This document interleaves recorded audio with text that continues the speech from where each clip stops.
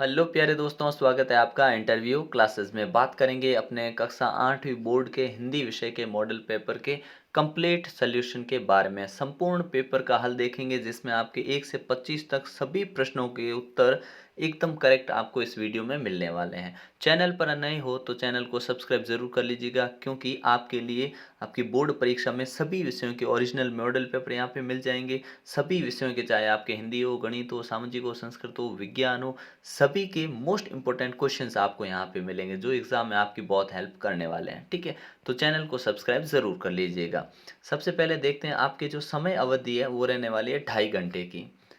80 number का आपके वो है ब्लूप्रिंट आने वाला है। कहने का मतलब आपकी जो बुकलेट देंगे, ब्लूप्रिंट में 80 मार्क्स है तो आपको बुकलेट में 80 नंबर का पेपर मिलने वाला है। बुकलेट का मतलब ये हुआ कि आपको उत्तर उन्हीं के अंदर लिखकर जमा करा देने हैं, जिसमें आप इस जो पेपर है इसमें आंसर दोगे ना, वैसे के वैसे उसमें लिख के आना है। क्वेश्चन पेपर आपको घर लाने के लिए नहीं मिलेगा। ठीक है, चलिए देखते हैं सबसे पहला क्या क्वेश्चन है अपने लिए। सबसे पहले वस्तुनिष्ठ प्रश्न आने वाले हैं, जिसमें पहला प्रश्न है, वह वह हंस पड़ा, शहरी ठहरे ना। रेखांकित शब्द का अर्थ है, ये जो शहरी है ना इसका अर्थ बताना है।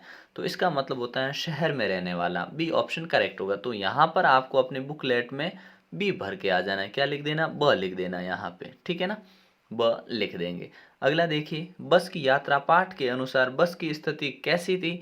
तो बस की स्थिति थी वह बहुत पुरानी थी। ए ऑप्शन यानी अ ऑप्शन यहाँ पे आपको भर देना, एकदम करेक्ट आंसर होगा। ठीक है, अगला देखते हैं, यह सबसे कठिन समय नहीं है, कवि ने ऐसा क्यों कहा। तो कवि ने ऐसा क्यों कहा? क्योंकि अभी बारिश होने वाली, ये नहीं होगा। ठीक है ना, अभी विज्ञान उन्नति करने वाला है, नहीं। अभी लोगों में आशा और विश्वास बचा है, ये बिल्कुल सही है। तो यहाँ लिख देंगे हम स ऑप्शन, अपना करेक्ट आंसर हो जाएगा। ठीक है ना, स ऑप्शन करेक्ट आंसर है। फिर अगला क्वेश्चन देखते हैं, शीस पगा न झगा तन में, प्रभु जाने को आही बसे के ही ग्रामा। रेखांकित शब्द का अर्थ है, मतलब तन का शब्द का अर्थ यहाँ पे आपको बताना है। हाथ, पैर, शरीर, आंख। तो तन का मतलब होता है शरीर। ठीक है ना, स ऑप्शन इसमें अपना करेक्ट आंसर हो जाएगा, स ऑप्शन। ठीक है, अगला देखते हैं, नेक्स्ट क्वेश्चन है, एक प्रत्यय से बना शब्द है। तो प्रत्यय भी आपको यहाँ पे प्लेलिस्ट में सारे वीडियोस मिल जाएंगे। ठीक है ना, प्रत्यय आपको अच्छे से तैयार कर लेना है। तो क्या बोला, एक शब्द, एक लास्ट में किसके आएगा? प्रत्यय कहाँ लगते हैं? लास्ट में, अंत में लगते हैं, और उपसर्ग लगते हैं आगे। तो रमणीय, तो देखो इसमें तो बड़ी ई यह है। ठीक है ना, तो ये तो होगा नहीं।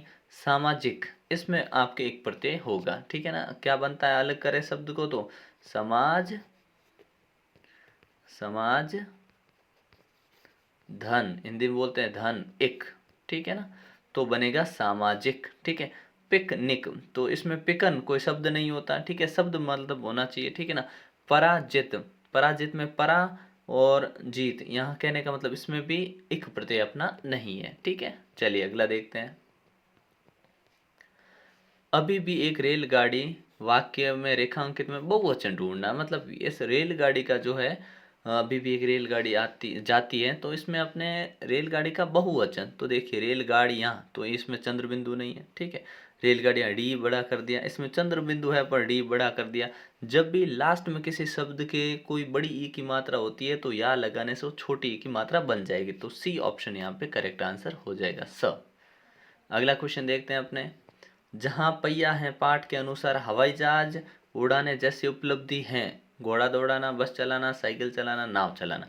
तो इस पाठ के अनुसार तो साइकिल चलाना मतलब हो गया हवाई जहाज उड़ा लिया। ठीक है ना, तो यहाँ पे अपने स ऑप्शन करेक्ट होगा। अगला देखते हैं, सुर चिर जीवो दोहू भैया कथन द्वारा सूरदास किस जोड़ी की बात कर रहे हैं। तो ये किस जोड़ी की बात कर रहे हैं? तो ये कर रहे हैं कृष्ण बलराम जोड़ी की। ठीक है ना, क्या ऑप्शन हो जाएगा अपना? द ऑप्शन करेक्ट हो जाएगा, डी। ठीक है, कृष्ण बलराम। अगला देखते हैं अपने, यहाँ से आपको मिलेंगे अति लघुत्रात्मक प्रश्न 9 से 14 तक, आपको 2-2 नंबर के सवाल हैं। ठीक है, चलिए देखते हैं पहला सवाल, जो 9वां सवाल है अपना, पानी की बूंद पेड़ों पर कैसे पड़ गई।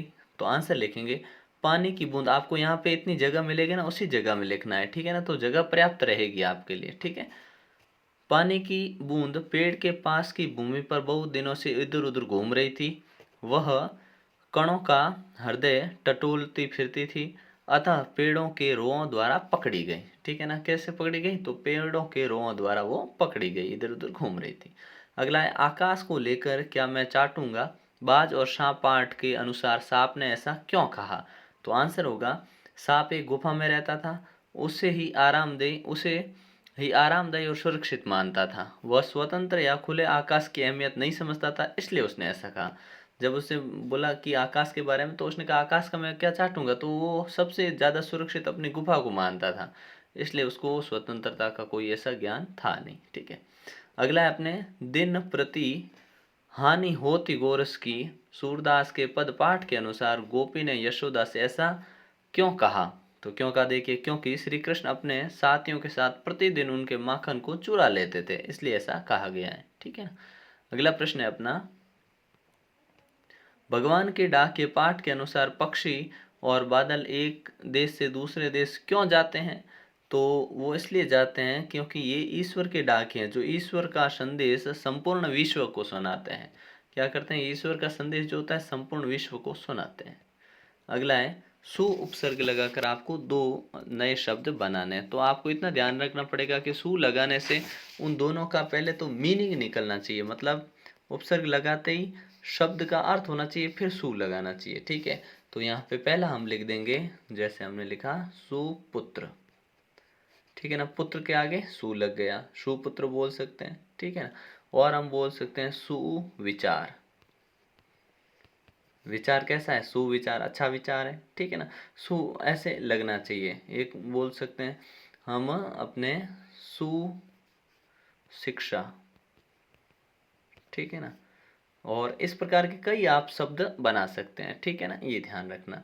ठीक है, सूचना नहीं कह सकते, सूचना, जैसे इसमें सू लगा है सूचना, तो इस चना का यहाँ पे कोई मतलब नहीं निकलता। ठीक है, सूचना ऐसा नहीं है। ठीक है ना, तो ये आप इस प्रकार से शब्दों का जिनका उपसर्ग लगने से अर्थ में परिवर्तन जरूर हो सकता है, लेकिन शब्द का मतलब होना चाहिए, मूल शब्द होना चाहिए, फिर आगे आपको उपसर्ग लगाना है। तो इसमें आप दो लिख सकते हैं, सुविचार लिख सकते हैं, सुपुत्र लिख सकते हैं। ठीक है ना, अगला देखते हैं, सच का विलोम शब्द झूठ है, इसी प्रकार निम्नलिखित में से विलोम शब्द लिखे निम्नलिखित शब्दों के। ठीक है, तो उजाला, उजाला का सिंपल सा है, क्या उजाला है, तो अंधेरा हो जाएगा। क्या लिख देंगे, अंधेरा, अंधेरा। ठीक है, नरम है तो नरम का हो जाएगा अपने कठोर। क्या होगा, कठोर। बस ये ध्यान रखना। अगला देखते हैं, 15 से 22 तक जो प्रश्न है वो लघुत्तरात्मक प्रश्न रहने वाले हैं। ये 4-4 नंबर के हैं, थोड़े बड़े प्रश्न है। ठीक है, तो पहला है, बस की यात्रा, 15 प्रश्न क्वेश्चन है अपना, बस की यात्रा पाठ के अनुसार बताइए कि जो व्यक्ति यात्रियों को बस तक छोड़ने आए, वे बस को आश्चर्य से क्यों देख रहे थे। तो हमने पाठ में, चैप्टर में आपने पढ़ रखा होगा, क्या, बस खूब वयोवृद्ध थी, बस बहुत ही पुरानी थी, जिसे देखकर कहा जा सकता था कि वह कभी भी कहीं भी दुर्घटनाग्रस्त होकर बंद हो सकती है। ठीक है, वे आश्चर्य से देख रहे थे कि जैसे अंतिम विदा दे रहे हैं, उन्हें लगा कि ये बस के साथ साथ ये लोग भी अब अंतिम विदा इनकी, ऐसा लग रहा था। ठीक है, अगला देखते हैं, क्वेश्चन नंबर 16, 16वां प्रश्न है, ईमानदारी को मूर्खता का पर्याय समझा जाने लगा, क्या निराश हुआ जाए। पाठ के आधार पर इस कथन के पक्ष में तर्क दीजिए। जैसे कोई ईमानदार होता है ना, उसको लोग मूर्ख समझते हैं, ऐसा माना जाता है। ठीक है, तो क्या निराश हुआ जाए, पाठ के आधार पर बताना है। तो देखिए, हमारे देश में इन दिनों ऐसा माहौल बना हुआ है कि ईमानदारी और मेहनत से आजीविका चलाने वालों को तो भोला भाला निरीह ही मूर्ख समझा जाता है। जो ईमानदार है, मेहनत करते हैं, उनको तो भोला भाला या मूर्ख मान लिया जाता है, और ठगी डकैती चोरी तस्करी करने वालों को समझदार माना जाता है। जैसे आप देखते होंगे कि आजकल के कुछ विद्यार्थी जो गाली बोलते हैं, गाली बोलने में वो अपना पैशन समझते हैं कि हाँ गाली बोले तभी वो अच्छा है। ये एक तरह का एक ढोंग करते हैं, वो दिखावा करते हैं। ठीक है, उसी प्रकार से अपने आप को जो ठगी डकैत चोरी तस्करी, ठीक है ना, ऐसे दिखाने वाले को, आदमी को अच्छा समझा जाता है, जबकि सीधा साधा जो होता है, ईमानदारी और मेहनत से काम करने वाले को क्या समझा जाता है, मूर्ख। ठीक है, जो कि गलत है। ठीक है, अगला है अपना 17वां प्रश्न, सप्रसंग व्याख्या वाला है। ठीक है, हम भिखमंगों की दुनिया में स्वच्छंद लुटाकर प्यार चले, हम एक निशानी सी उर पर ले असफलता का भार चले। ठीक है, तो इसको सप्रसंग व्याख्या करनी है, तो पहले लिखेंगे प्रसंग, फिर करेंगे इसकी व्याख्या। ठीक है, तो यह पद्यांश भगवती चरण वर्मा द्वारा रचित कविता दीवानों की हस्ती से लिया गया है। यहाँ कवि कहता है कि चाहे लोग वीरों को कुछ दे न पाए, लेकिन वीर समाज के सभी लोगों के लिए मंगल कामना करते हुए अपना सर्वस्व लुटाने में संकोच नहीं करते। कहने का मतलब दीवानों की इन जो पंक्तियों में बोला गया है कि दीवानों की हस्ती में लोग भले वीरों के लिए, जो वीर हैं उनके लिए कुछ नहीं कर पाए हों, लेकिन वीर फिर भी उन लोगों के लिए अपना सब कुछ लुटा देते हैं, उन पे न्यौछावर कर देते हैं। व्याख्या देखिए, कवि ने संसार को भिखमंगा कहा है क्योंकि संसार का यह स्वार्थ है कि वो हमेशा दूसरों से कुछ न कुछ प्राप्त करना चाहता है।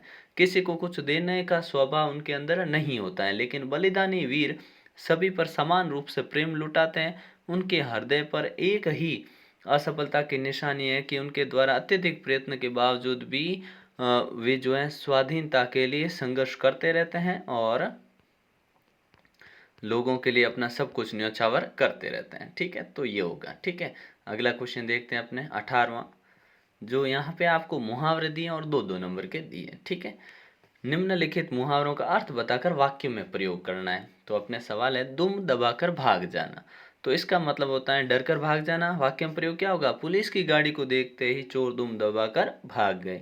मुहावरे आपसे दो पूछे जाएंगे और दोनों ही दो दो नंबर 4 नंबर के होंगे। ठीक है, चारों खाने चित होना मतलब बुरी तरह परास्त होना। जैसे बोलेंगे, प्रतियोगिता में नेहा ने अपने सभी प्रतिद्वंदियों को चारों खाने चित कर दिया। ठीक है, अगला देखते हैं, वाहन चलाते समय, एक आपसे वाहन सुरक्षा के बारे में सवाल पूछा जाएगा। ठीक है ना, तो वाहन चलाते समय आप कौन कौन सी सावधानियां रखेंगे, कोई 4 सावधानियां आपको बतानी है। तो पहला देखिए, वाहन चलाते समय हम यातायात के नियमों का निर्देशानुसार पालना करेंगे। शराब पीकर या नशे में वाहन नहीं चलाएंगे। वाहन चलाते समय मोबाइल पर बात नहीं करेंगे। वाहन की गति सीमा पर नियंत्रण रखेंगे। गति सीमा पर नियंत्रण रखेंगे मतलब स्पीड लिमिट होगी उसका ध्यान रखेंगे। ठीक है, ये 4 चीज़ें। क्वेश्चन नंबर अपना 20वां है, जिसमें स्वस्थ रहने के लिए भोजन की कौन सी आदतों को आप अपने जीवन में अपनाना चाहेंगे, कोई 4 आपको बतानी है। तो देखिए, भोजन करने से पहले हमें हाथों को साबुन से भली भांति धोना चाहिए। स्वस्थ रहने के लिए हम ताज़ा और पौष्टिक आहार लेना चाहेंगे। ठीक है, स्वस्थ रहने के लिए जंक फूड का परित्याग कर देंगे, जंक फूड नहीं खाएंगे।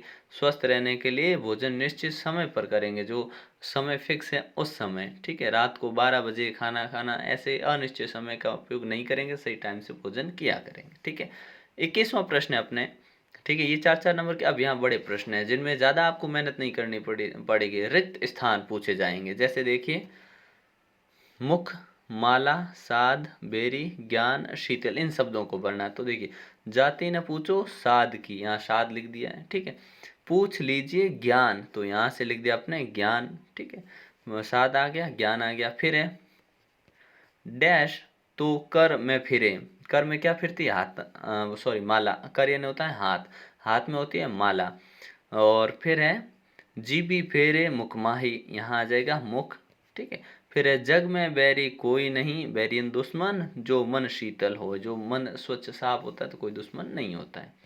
अगला देखते हैं अपने, नेक्स्ट है 22वां प्रश्न। इसमें आपको मिलान करना है। ठीक है, सही लिख रखे हैं सामने, किससे मिलेगा वो करना है। ठीक है, अपनी बुकलेट में आपको बिल्कुल ऐसे मिलान करके लिख देना है। ठीक है, तो देखिए, पगा का हो जाएगा पगड़ी, मिलाया हुआ पगड़ी। फिर जगह का होगा ढीला कुर्ता। दुपट्टा का होगा अंकोछा। और उपनाहा का होगा जूता। और महावत का हाथीवान। और अभिरामा का सुंदर। ठीक है, ये ध्यान रखना। आते हैं क्वेश्चन नंबर 23 पर, जिसमें आपको गद्यांश पढ़कर नीचे दिए गए प्रश्नों के उत्तर देने।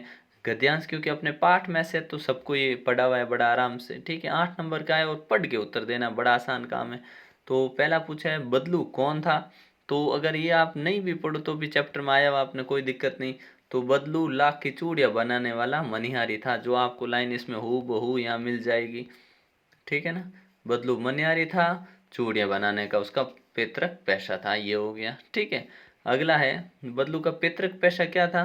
तो लाख की चूड़ियाँ बनाना उसका पैतृक पेशा था। ठीक है, अगला देखते हैं, आसपास के लोग बदलू से क्या लेके जाते थे, तो चूड़ियाँ बनाते तो वही लेके जाते थे, तो आसपास के लोग उससे लाख की चूड़ियाँ ले जाते थे। ऊपर पैसेज में हूबहू लाइन पड़ी है, यहाँ से लिख देंगे, ठीक है ना। आसपास के गांव हैं उससे सभी चूड़ियाँ ले जाते थे। अगला देखते हैं,